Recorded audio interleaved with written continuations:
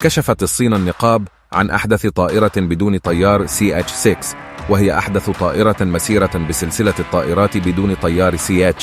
وذلك خلال فعاليات معرض الصين الجوي الثالث عشر في تشوهاي بمقاطعة كوانغدونغ، والتي من المحتمل أن تزود الجزائر بها بعد لقاء الزعيمين، وذلك من أجل حماية المناطق الشاسعة. في الجزائر طائرة المسيرة CH-6 هي مركبة جوية بدون طاقم متعددة الأغراض وعالية التحمل، ومصممة للأسلحة المتطورة والأسواق ذات الاستخدام المزدوج، خاصة وأنها تمتلك أداء عاليا، بالإضافة إلى القدرة على تحمل التكاليف والموثوقية وسهولة الاستخدام.